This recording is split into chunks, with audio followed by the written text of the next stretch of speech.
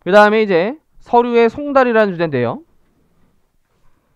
누가 누구한테 보내는 거냐면 국세청 같은 세무공무원이 납세자들한테 보내는 거예요. 이게 일단 주제 자체가 내가 국세청한테 하는 거는 신고, 제출 이런 단어를 쓰고, 송달이라는 단어 자체는 어떤 국가기관에 해당되는 사람이 납세자한테 지금 하고 있는 상황이에요. 그래서 당연히 뭐 세금 내라, 아니면 신고 안내문이라든지 뭐 이런 것들에 대해서 송달을 해야 돼요. 그래서 국세기본법 세법에서 규정하는 서류는 누구한테 보내냐? 명의인한테 보내는 걸 원칙으로 해요. 명의인. 명의인은 누구냐? 괄호에 있죠? 그 서류의 수신인으로 지정되어 있는 자. 그럼 어디에 보내요? 주소, 거소, 얘는 비거주자가 되겠네? 그 다음에 영업소, 사무소는 개인 사업자 이런 자들이겠죠? 그래서 그런 경우에 송달한다. 그래서 명의인의 주소 등에 송달한다. 이게 원칙인데, 전자송달이라고 해서 우리 인터넷 이메일 같은 거나 우리 홈택스에 그 공인인증서로 로그인 해가지고 내 서류를 열람할 수 있게 하는 방법이 두 가지가 있어요.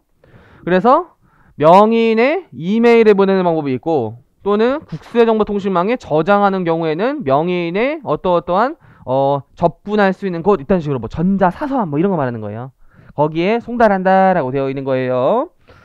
그래서 송달 받아야 할 자가 있고 송달 장소라는 게 있는 거죠. 송달 받아야 할 자와 송달 장소가 있는 거예요. 그래서 명의인에게 그 주소 등에 보내는 게 대원칙인데, 연대납세의무자라는 하나의 조세채무에 대해서 둘 이상의 납세의무를 지는 어떤 공동 책임이 있는 자들에게는 서류를 송달할 때 기본적인 대전제가 한 명한테 보내도 다른 사람한테 자동으로 보내진 것이다 라는 내용이 담겨져 있는 거예요. 왜냐하면 연대 책임 자체가 아무한테나 친구라고 연대 책임 이게 아니에요. 공동 사업을 한다든지 공동의 재산을 같이 소유하고 있다든지 이런 공동의 상황에서 공동 책임이 있으니까 그중 대표자 한 명한테만 보내도, 굳이 서류를 두세 번 안 보내도 대표자한테만 보내도 송달 내용으로 발생한 것이다 라는 게 대원칙이에요. 그래서 대표자를 명의인으로 해서 얘한테만 보내면 된다. 근데 대표자가 없는 인지세 같은 거 있어요. 문서 작성하면서 낸 세금이 인지세인데 그건 대표자가 없을 수 있단 말이에요. 왜냐면 인지세에 연대 책임이 있어요. 근데 공동으로 문서를 썼는데 누가 대표자예요? 없잖아요. 그냥 유리한 자. 그래, 징수기관이 유리한 자한테 보내세요. 이게 대원칙인데, 아무리 연대납세의무라고 해도 이 고지와 독촉과 관한 서류인 구체적인 개별적인 확정을 요하는 요 두 가지 서류에 관하여는 아무리 연대납세의무자라도 요거는 개별적으로 각각 모두에게 송달해야 된다. 그래서 요게 시험에 굉장히 잘 나와요. 이거 필수 지문이에요. 필수 지문. 우리 GS에서 한번 냈을걸요? 그죠? 그 다음에 밑에 규정이 조금 더 있는데 내용이 쉬워서 그거는 그냥 돌아가셔서 책만 봐도 알 수 있을 것 같고요. 요거는 최근에 신설돼서 그래도 넣었어요. 사망. 송달받아야 할 자가 하필 감옥에 있네. 우리 프리즌 브레이크예요. 우리 석고필 프리즌 브레이크 봤나? 우리 요즘 다시 하던데 거기 넷플릭스에서. 저는 나르코스 아나? 나르코스? 그거 뭐지? 그 마약 시카리오라는 영화를 좋아하는데 그거의 원조격이 아니고 어쨌든 미드로 나오는 넷플릭스의 나르코스라는 콜롬비아 마약왕이라는 그 미드가 있어요. 뭐지 하고 1화를 봤거든요. 시즌2까지 다 봤어요. 이틀 만에. 키질 마세요. 넷플릭스 삭제하세요, 우리. 깜짝 놀랐어요. 이게 40분 단위로 해가지고, 이거 수업을 제가 짧게 짧게 해야겠다고 느낀 게, 40분마다 끝나니까, 하나만 더 봐야지, 하나만 더 봐야지 근데 새벽 4시더라고요. 너무 재밌어요. 와, 너무 재밌어요. 그게 또 실화라고 하니까, 이게, 이제 실화를 또 부풀릴 거 아니에요, 이렇게 가장돼서. 그러니까, 너무 흥미진진하고, 뭐, 거기 마치 경찰이 된 거 같고, 너무 재밌었어요, 그거. 시즌3는 또 재미가 없대요. 시즌2 시험 끝나고 우리 봐보세요. 우리 1차 끝나고 이틀은 좀 쉬어도 되니까 토일 딱 쉬고 월요일날 이제 동차반으로 우리 시작하는 느낌으로 만나요. 그래서 지금 감옥에 있네. 우리 석고필이네. 그래서 주소에 보내봤자 어차피 못 보겠죠. 그래서 교정시설의 장, 국가 경찰 교도소에 보내라는 거예요. 쉽게 말해서 교도소 장에게 송달해라. 그래야 송달의 효력이 발생하지 않겠냐. 왜냐면 옛날에는 주소거소였어요. 주소거소 X 이렇게 해주세요. 이렇게 주소거소 영업소 이걸로 갔었었는데 감옥에 있는데 주소에 보내봤자 무슨 소용이 있겠어요.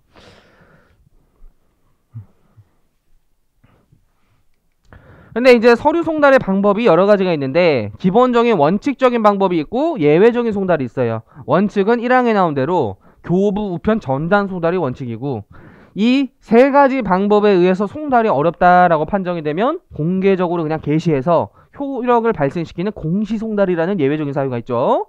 사실 교부나 우편이나 만나서 주는 거죠. 근데 교부는 공무원이 주는 거고 우편은 우리 우체부가 주는 거예요. 우체부가. 저 주말에 전기구이 통닭이 너무 먹고 싶어가지고 강남역에 그게 잘 없더라고요. 근데 새로 생겼더라고요. 그래서 먹었는데 이게 좀 창피하고 이러니까 문 앞에 놔주세요. 보통 이러잖아요. 그죠? 그래서 문 앞에 놔주세요. 이랬거든요. 그래서 이제 뚝뚝 하고 이제 가시더라고요. 그래서 이제 갔겠지 하고 문을 딱 여는데 그거를 잘 거기 놨다라는 거를 그 사람은 증빙이라는 걸 있어야 되나 봐요. 사진을 찍고 있더라고요. 문 딱 열자마자 눈이 마주치면서 저를 사진 찍었더라고요. 다행히 남자분이었는데 제가 팬티만 입고 있었어요. 너무 창피하더라고요 갑자기. 그래서 보통 그 사진 찍은 거를 저한테 보내줘야 되잖아요. 그냥 안 보내고 맛있게 드세요 점점점 이렇게 왔어요. 봤어요. 분명히 봤어요. 조심하세요. 5분 뒤에 나가세요. 5분 뒤에. 나름 생각해서 1분 뒤에 나갔다라고 했는데 그때 사진을 이렇게 찍고 있더라고요. 그래서 공개했다. 큰일 났다 이제. 어쨌든 우편 송달. 교부 우편 만나서 주는 거. 전자수단 인터넷에서 주는 거. 이게 원칙. 근데 이 항에 요 우편 송달에 관련되어 있는 건데 고지독촉 강제징수 정부의 명령 강행의 서류. 딱 봐도 느낌이 중요한 서류죠. 고독 강정 이렇게 외우면 되나? 고독 강정. 고독 강정이죠. 그죠? 정. 요 네 가지 서류를 우편으로 할 때는 반드시 이거는 수친의 사인이 있어야 되죠. 등기 우편은. 그러니까 좀 더 중요한 서류는 받았다라는 거를 이렇게 입증하는 사인을 받아야 되는 거야. 사인을. 그래서 네 가지 서류는 등기 우편을 해야 된다. 그래서 요거에 대한 어떻게 보면 우편 송달에 관련된 내용이다. 우편 송달 중에서도 네 가지 서류는 등기 우편. 나머지 일반 우편은 그냥 편지함에 꽂아놓으면 되는 거예요. 편지함에 꽂아놓으면. 근데 요거는 반드시 그 사람 만나가지고 정말 귀찮지만 이제 만나서 막 보통 전화를 잘 안 받잖아요. 요즘에 너무 스팸 전화가 많이 오니까. 그죠? 모르는 점에 일단 안 받잖아요. 근데 받아가지고 택배함인데 어디 계세요? 1층에 만나가지고 이렇게 받았다는 사인하고 우리 카드 처음에 개설할 때 그러잖아요. 그죠? 근데 요거에 예외가 또 있어요. 다만 좀 줄줄이긴데 고지서, 그 다음에 부가가치세 고지서, 그 다음에 요것도 결국 고지서예요. 고지서. 그냥 고지서.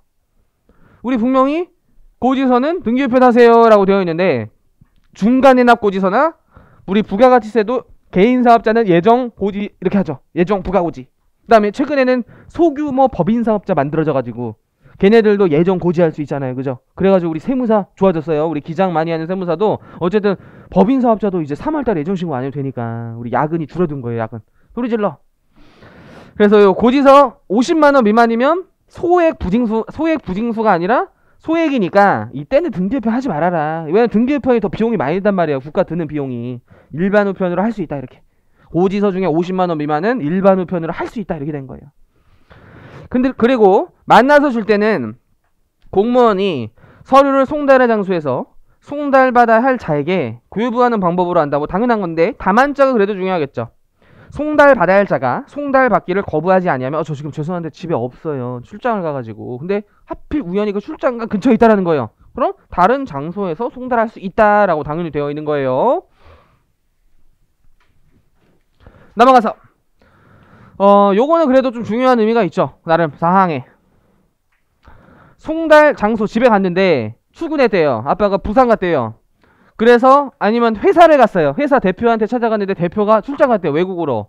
그래서 사용인이나 종업원 또는 집에 갔는데 뭐 이제 부부 같은 경우에는 배우자가 있다. 그래서 동거인으로서 사리를 판별했으다. 아니면 대학생인 자녀가 있다.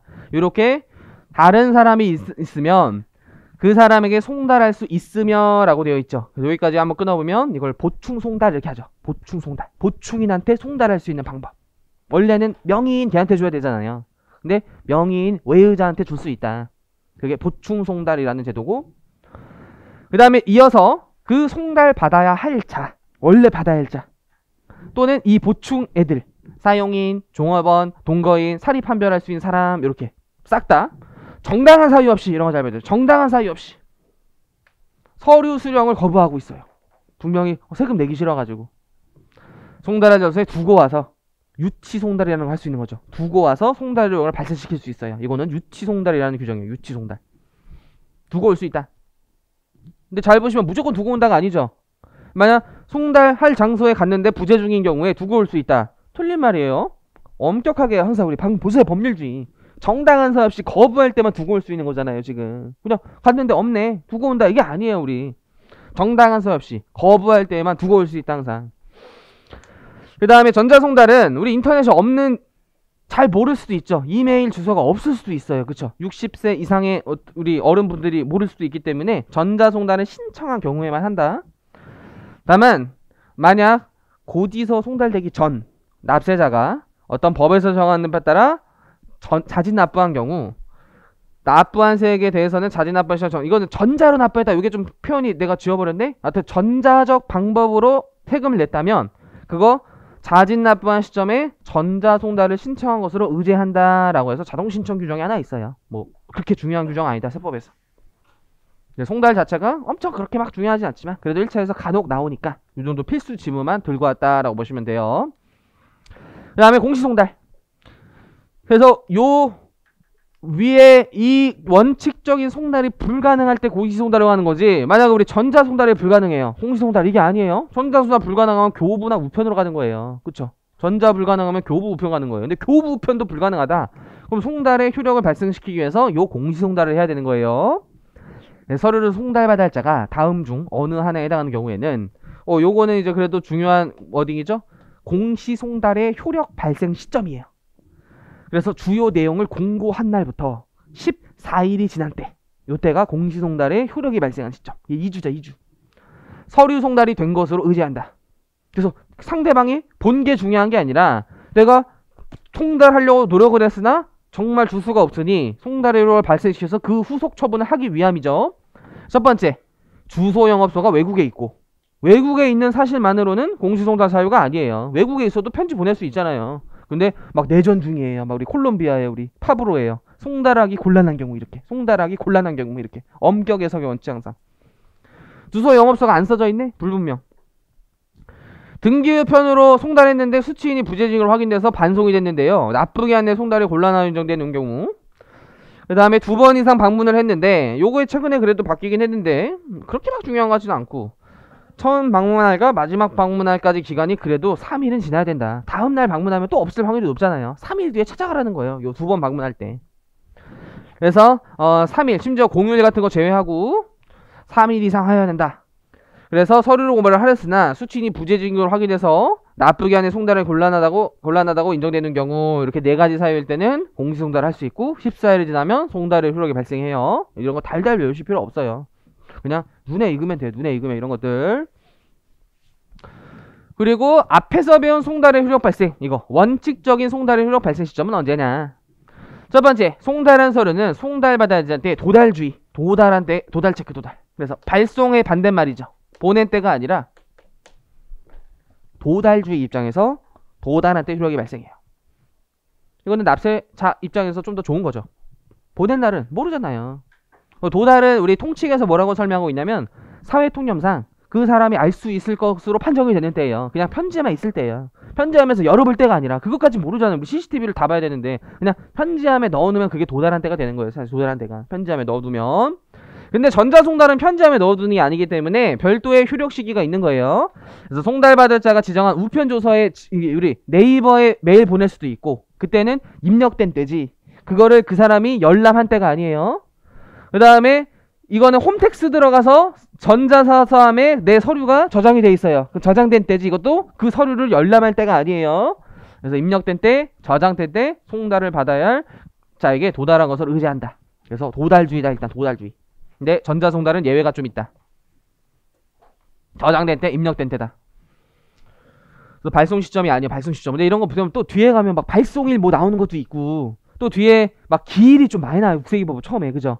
법정기일 막 이딴 것도 있고, 국세 부가권 제척기간에 기산일 막 이딴 것도 있고, 징수권 소멸시효 기산 이딴 것도 있어요. 그거 토할 것 같아. 그죠? 토해요 그거. 그래서 법정기일 그 소멸시효 기산일 막 주장창 외우기보다는 어느 정도 그 규정을 완벽히, 그래도 징수권이 뭔지를 안 다음에 그 상황을 그래도 녹여 들어가는 게 가장 이상적인데, 지금은 외워야 돼. 이해 안 되면. 지금은 그냥 안 되면 외워야 돼요. 지금은.